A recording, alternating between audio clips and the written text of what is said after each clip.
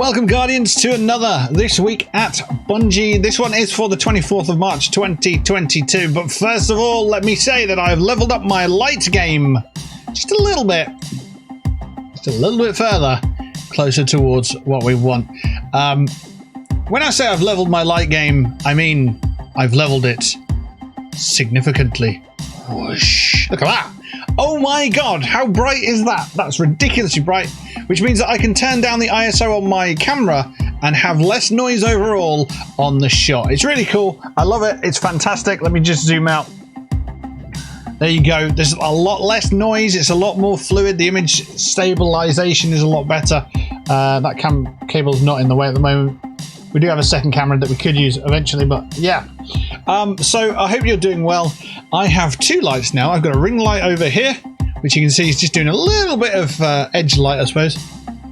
And then we've got the main light over here, which can be controlled via my laptop, via my phone, or via the control center. It's the Elgato key light. It cost me £155, which is a lot of money for a light. But hey, it does a great job for what it is. This is not a sponsored advert or anything like that. I literally found one, bought it, and it turned it up, set it up yesterday. That's why today's video is going out today and not yesterday. So there you go. Anyway, hopefully it won't blind me over, you know, a lot. Prolonged use is what the phrase is called. We are on our Warlock, so let's see what's going on with that. I hope you are well. I hope you've been doing some good stuff this week, in game, in life, in general. Oh, sorry about that. We are going to head to Earth, I believe. Let me just clean up the glasses. When you've got a dog, right, and you play with your dog, occasionally they're just going to lick your fucking glasses. And it's going to leave all types of marks on them. So there we go. Right, hopefully that's done it.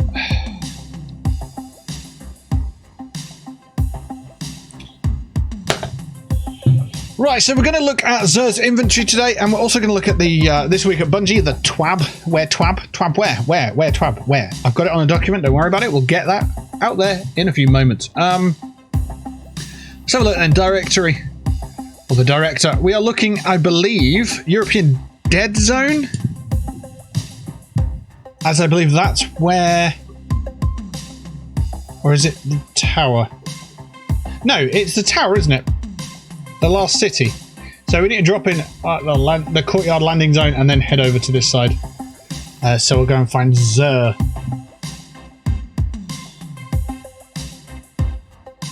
So XUR, agent of the Nine, a peddler of strange curios. XUR's motives are not his own. He bows to his distant masters, the Nine. Departure in 3 days. So yeah, currently in the last city, Earth. So we're going to head to the tower, because that is deemed the last city. Armor-wise, XUR seems to have the Foe Tracer, the Dune Marchers, and the Ophidian Aspect. And for the weapon, it is the Telesto, which we all know and love for being Seth Brogan. Seth freaking Brogan. Right, let's go and have a look. Let's just see if any of the clan is on. That button, that button, that button. Hello! There we go. Oh, I've got caps lock on.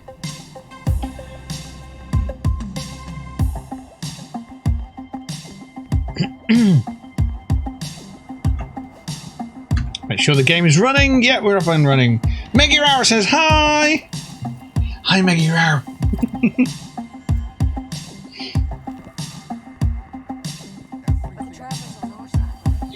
Right, so if you've been watching where I've been heading, this should be where XUR is.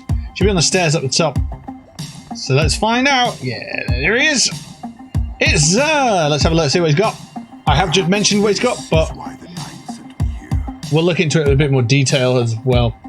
Legendary weapons. I don't know if these change every week. I imagine they would, because why would he be out of game and then in game? So we'll have a look at those in a minute.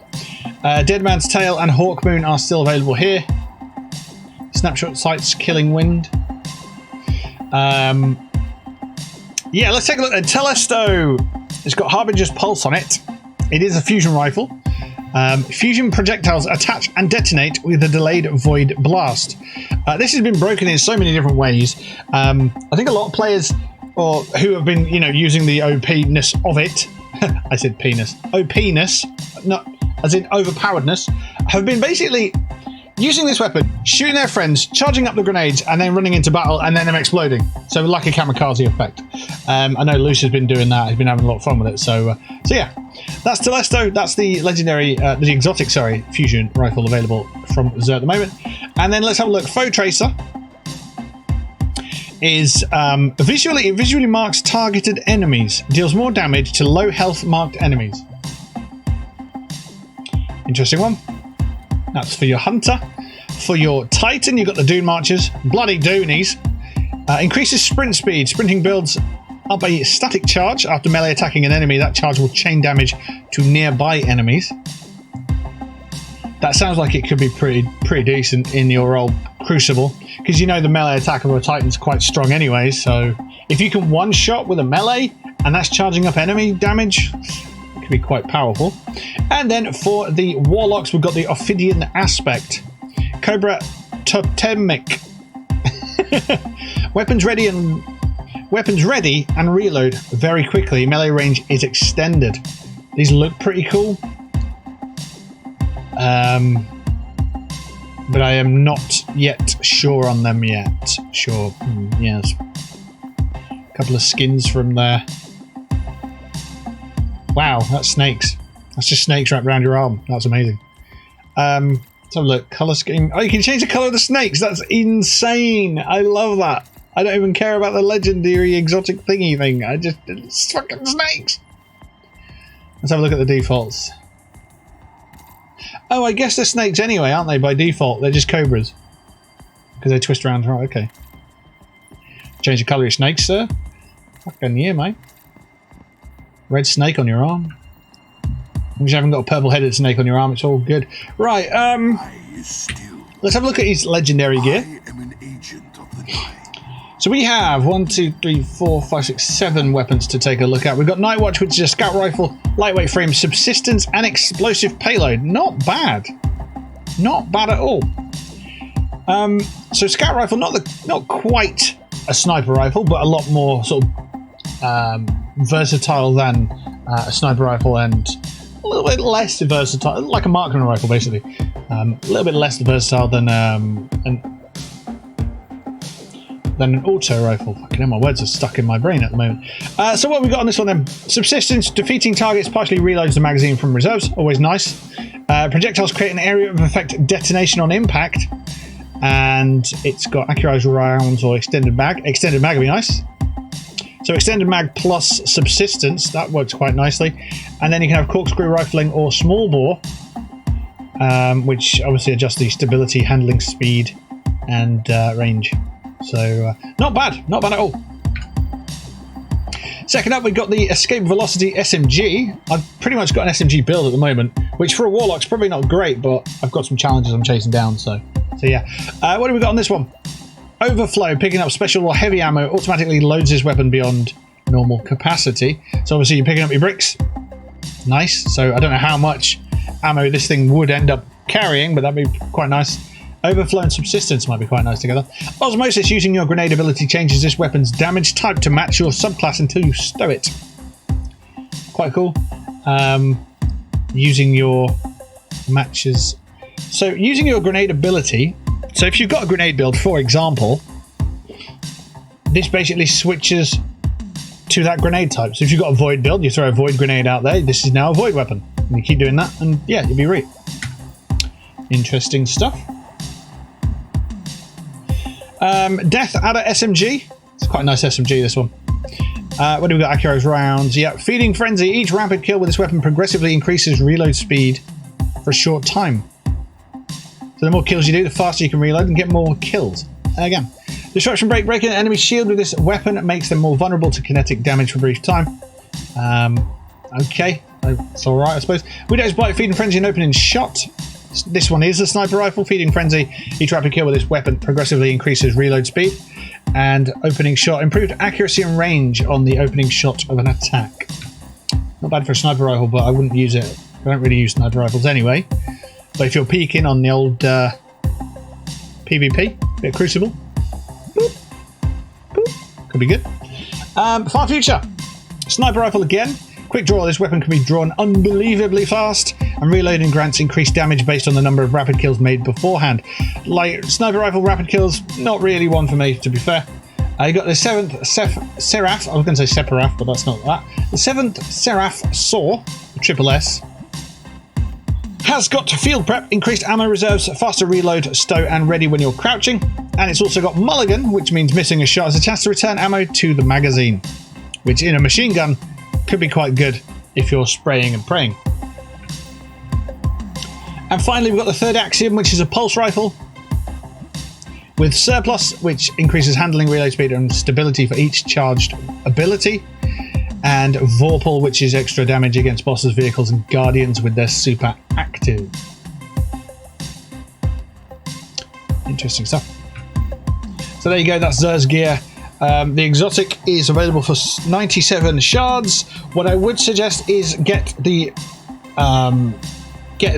exotics first, especially if it's on your class. So if you already have Telesto, then that's fine. But let's say you're Warlock, make sure you get the Warlock exotic first, because it's only 23 legendary shards, before you go buy the Engram for 97, because you might get the one that we got last week, kind of thing. Right, cool. Cheers up, appreciate it. Let's bounce.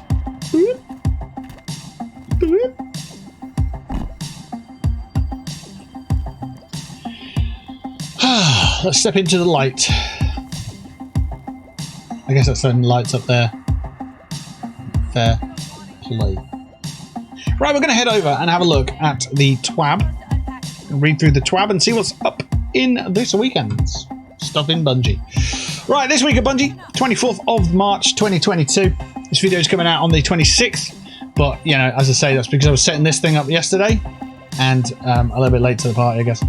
This week at Bungie, we are saying thank you to our generous community for all their incredible contributions to this year's Game to Give charity initiative with the Bungie Foundation. We're also offering some clarity into our terms of service regarding in-game behaviours and talking about a recent wave of strikes against the Destiny 2 content creator community, and in an odd twist in events, even our own channels.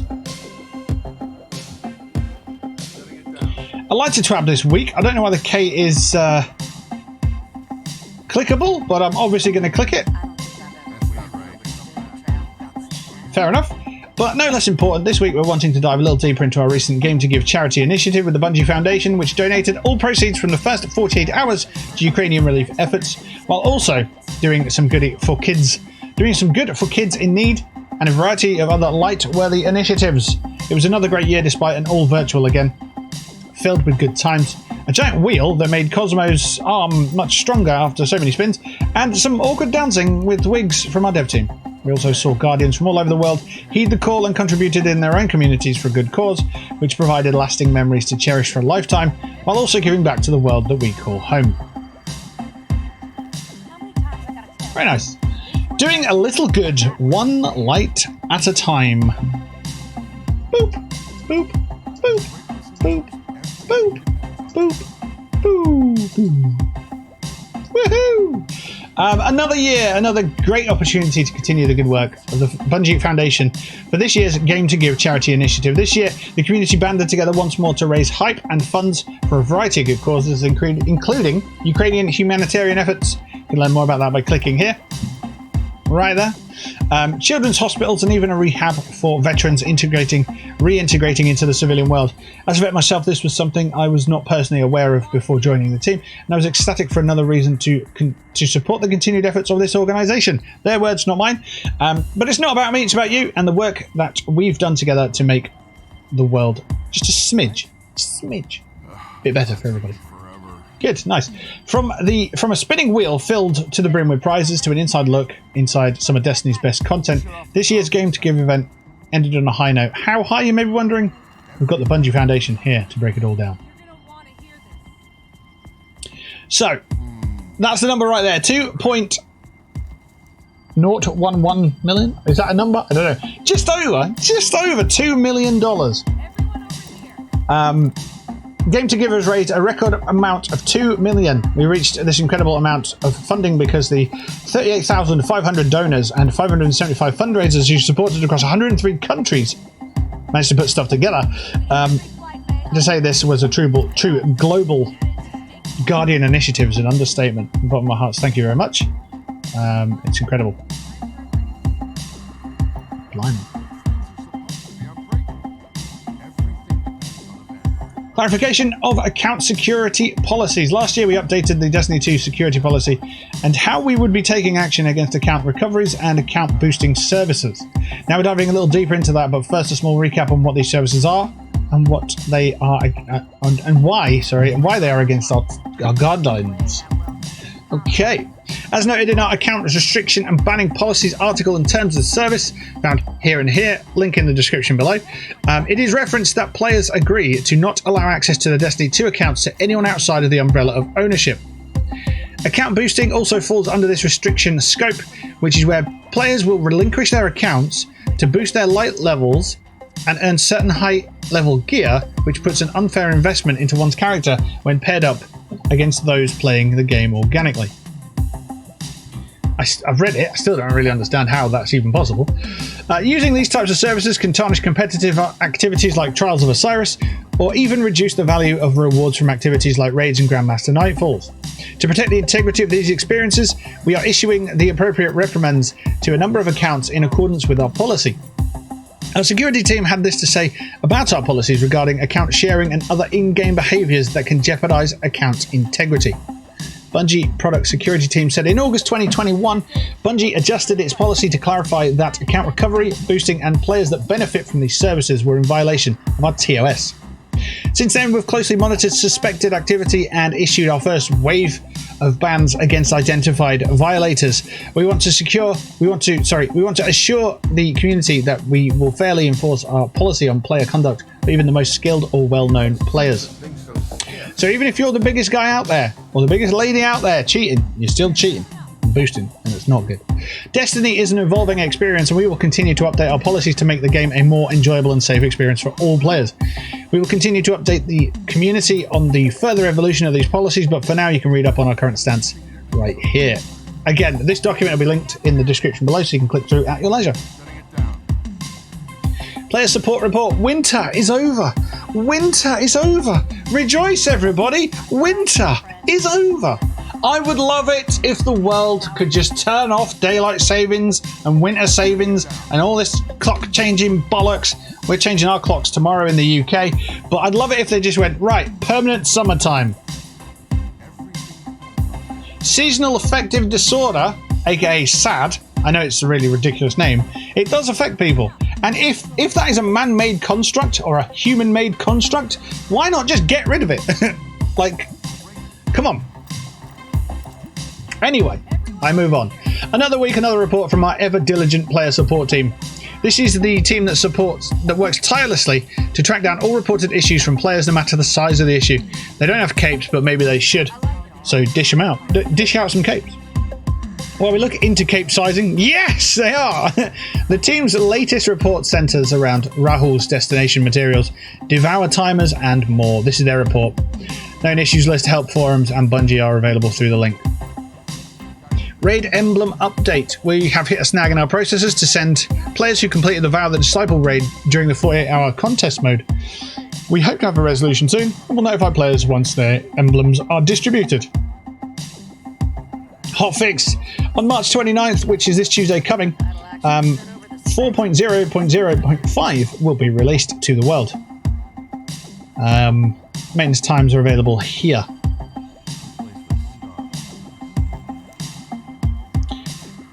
So, maintenance begins at 9. Destiny's offline at 9:45. The hotfix will be rolling out at 10. The game will be back online at 11. 2 hours. Nice. Ps4 Hdr update. Earlier in the season, we asked PS4 players to turn off HDR to prevent crashing of their system. We believe that the issue has now been resolved. If players continue having issues, please report them on our help forum. Known issues. While we continue investigating various known issues, here's a list of the latest issues that were reported to us via our help forum. Osmiomancy gloves lose a grenade charged after dying. The devour timer isn't consistent when killing multiple enemies at once compared to killing one enemy. Players on Xbox are crashing at higher rates than normal, and Rahul's planetary materials aren't rotating. For a full list of emergent issues in Destiny 2, players can review our known issues article here. Players who observe other issues should report them to our help forum here. Does anybody know, and I'll check in a moment, does anybody actually know if the sort of vendors are selling gear again that's decent rolls? Because I noticed it was reported last week, and like Banshee, I want to say the Stranger as well, I can't recall, maybe even Rahul. All the gear that they were selling, all the legendary stuff, was the same stats. So let's see if it's any kind of variation on that now. Oh, maybe not Rahul. I'm sure Rahul was selling some stuff. What can I do? Is it not on the second page? Maybe not. Banshee sells weapons, so I don't know if this will be relevant. Isn't it meant to be armor? So these are all different stats. Who in the Chumley Warner was it then? Let's have a look. Time to fight, guys. Maybe it was Shax. What do you need? 6, 6, 10, 12, 6, 6. Across the board. Is it meant to be that? Is it meant to just be a flat rate? Or is it supposed to be different variations? Because these don't change, do they? These are just featured armor. So if you buy that, then you get that. I'm not sure.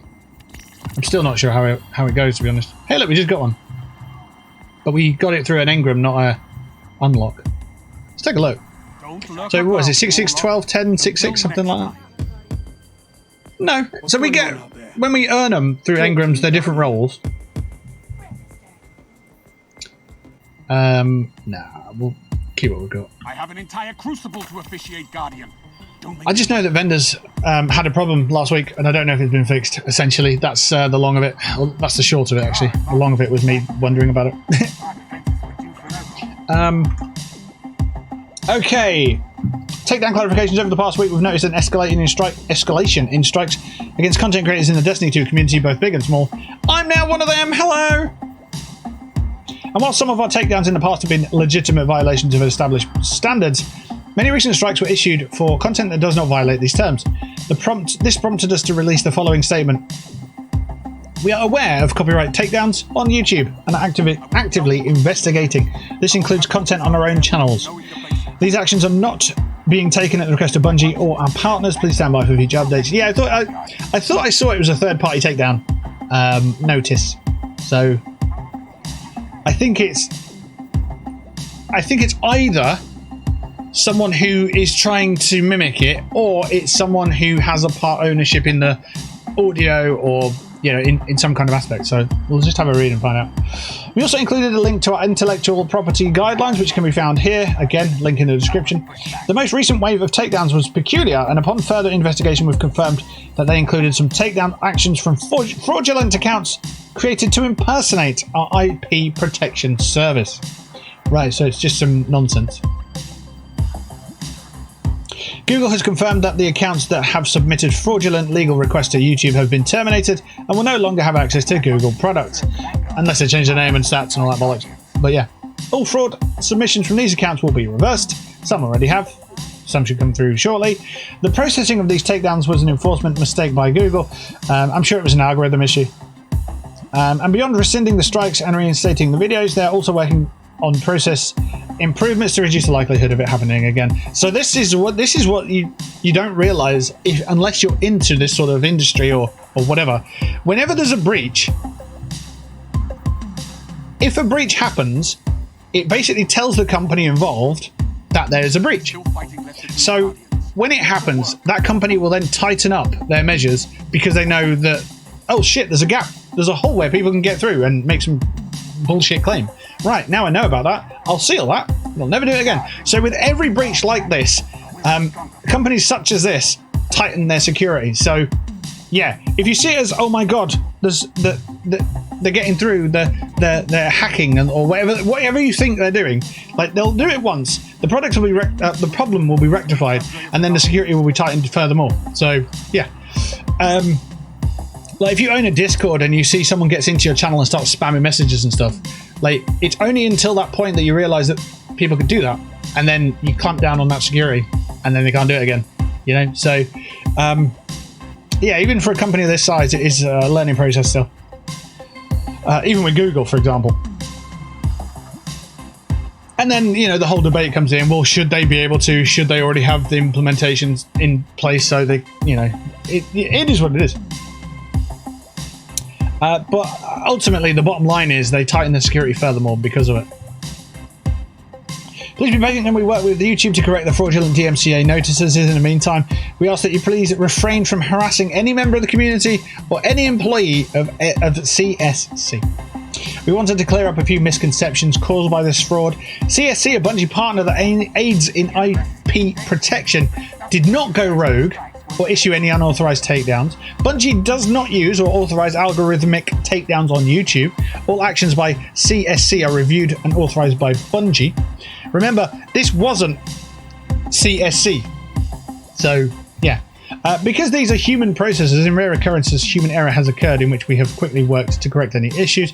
And Bungie investigated claims of suspicious takedowns and found that several strikes were perpetuated by a bad actor. That is, it not affiliated with Bungie or CSC, but who has impersonated CSC by falsifying lookalike email aliases. This attack occurred after and possibly in response to a recent set of authentic takedowns of OST uploads. So, do you see what I mean? Like, a company of the status of Bungie or CSC in this instance, they are nice and tight, but someone impersonating them has come along and caused all this ruckus, and then CSC and Bungie have gone, okay, we didn't realize that was possible. We'll talk with Google and we'll get it sorted, and then we'll tighten it up and we'll make sure everybody's aware, so they look like, you know, the impersonators or whatever look like mugs. They get what's coming to them, and that's the end of that, and then they can go away. Most of the recent takedowns carried out by us were uploads of original soundtrack music content. While it's not permitted to take a soundtrack we release and upload it to your channel, there has been feedback from the community about the desire to access music that is not currently available. Our audio team's main priority is creating and maintaining an amazing score, and we won't be able to release every version of every song, but we do agree that we would like to create avenues for the community to fill these gaps and archive some of the music not currently available. Going forward, we'll be able to allow certain Destiny music tracks to be uploaded to channels for archival purposes. For those creators interested in this type of content, the guidelines below should be reviewed. It can't be an OST, official soundtrack song, that Bungie has already released and posted elsewhere publicly. The content cannot be monetized. The creator needs to obtain permission from Bungie by contacting this email, licensing@bungie.com. So if you are going to just put a video up and it's going to be an OST from Bungie that hasn't been released publicly, then obviously you get licensing agreement first. And you can't monetize it, you can't make money off their content. At the end of the day, our content creator community is invaluable to us, and no, not just the big ones. We understand that many creators have their content as a source of primary income, and we do not wish to cause harm to those people that express their passion through art. However, as with any company, there are boundaries in place to protect both the community and the property that Destiny 2 teams have poured their souls into throughout the years. Because this is important to the future of the game and the future of our community, we've been working to update our community guideline messaging found in the original iteration here to make our boundaries as a business clearer, so that you creators can make the content your souls crave without fear. We will share the updated resource with you when its changes are finalized. This is what a lot of companies need to do, because like originally copyright laws came into place before the internet was about, right? Like if you look at the copyright law, what is it? Copyright law, I want to say 1998. Copyright Designs and Patents Act 1998, right? If you take a look at that, think about when the internet really took off after, well, when MySpace took off and Facebook took off and YouTube kicked on and so on. When was YouTube founded? There you go, 2005. So if you think about the copyright laws that were enforced before then, I mean, there will be rehashings of that copyright law and so on, but 2005, that's 6 years later, the whole online sort of industry shifted, you know, with Napster and iTunes and Spotify and all these different methods of creating content, putting content online and so on. So by Bungie updating their sort of community guidelines and stuff, that's great. However, you need services such as Spotify and YouTube to be on board with that and update their terms as well. Otherwise, you're going to get some kind of conflict of interest there, where Destiny say it's okay, but YouTube's algorithm says nah down the line. You know, it could end up that way. So you basically need everybody in the creative industry, especially digitally, to be on board with this kind of change. Otherwise, you're just going to get grey areas across the board. Massive grey area, for example, right now is SoundCloud. Like, it's a huge grey area. There's loads of grey music out there. So yeah. Anyway, we're getting a bit too deep onto copyright infringement and so on. Essentially, Destiny say that you carry on doing stuff as long as you stick to their guidelines, which they are revising at the moment. That's it from that. Boop. Show and tell this week. I try at the end of each video, I try and put a show and tell together, just to let you know what I've been doing in game, maybe what I've been working towards and that kind of thing. This week's show and tell comes from my quests. I've been looking at trying to get through these. The Gift of Appreciation is where I'm on right now. Lucent Brood defeated. I need to kill some more of them and do some public events. But I really enjoy getting the region chests. I really enjoy finding them because they're on the map in every location. And it's just a little bit of a platforming puzzle. You know, you take a break from killing things and repeating and killing other players and dying to other players and a bit of gambit and quests and strikes and stuff. And you just do a bit of platforming just to chill out a bit. So I've been looking at doing that this week. While I was doing that, actually, I rolled an exotic. Got this little fella, Sweet Business, auto rifle. Larger magazine, increased accuracy when firing from the hip. Picking up special or heavy weapon ammo immediately reloads his weapon. I was thinking that would be awesome with Grand Overture, but they're both exotics. So imagine that, this little fella here, magazine, right? Wrong weapon, that's good. Magazine was 150 in this, imagine that. And then, if you could get Overture as well, Grand Overture, because the amount of ammo in this one is 100. Is it? No, it says 20. Oh, it is 20. No, what it is when you pick up purple bricks, you get a lot of ammo because it's a machine gun. That's what I'm thinking. Right. But it would have been cool, but they're both exotic, so you can't do it.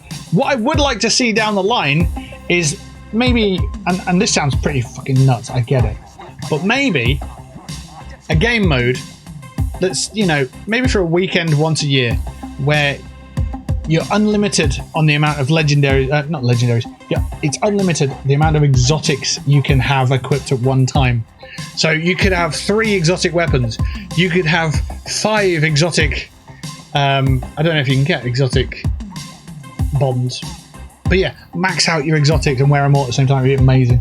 In the next week or so, I'm going to be looking at trying to get Arc and Solar, and I may even look at getting Stasis. I'll see. It depends how many quests there are tied to those subclasses, but it'd be good to get them open up because that way I can do the Vanguard strikes if the burn is not the same. Like Arc, for example, it's Arc at the moment on the Vanguard playlist. So yeah. Anyway, if you did indeed, can't talk anymore. If you did indeed enjoy this video, by all means give me a thumbs up. Share this content onto Twitter. Drop it in the comments if you've got any thoughts and queries. And don't forget to subscribe for more content. But for right now, I am going to get out of here. This video is 34 minutes long. And I don't think I've got anything left to say. And I've pressed the wrong button. And I definitely haven't got anything else to say. Let's press the right button. Let's go here. There we go. Take care of yourselves. Peace and love to you and yours. And I'll catch you on the next one.